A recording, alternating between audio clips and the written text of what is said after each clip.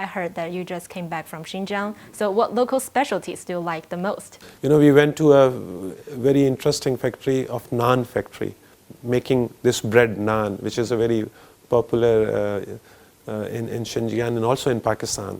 And we also use the same term naan. It was a huge factory. I think 1,000 of those tandoors were there in which people were making naans.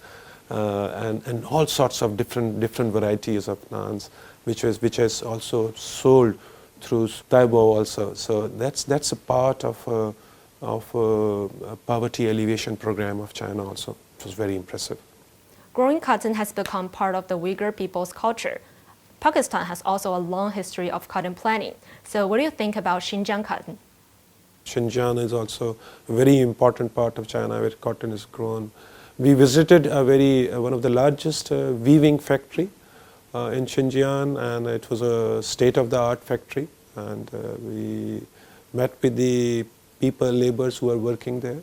And we think that Pakistan and China can cooperate in this area of cotton, textile, and garments.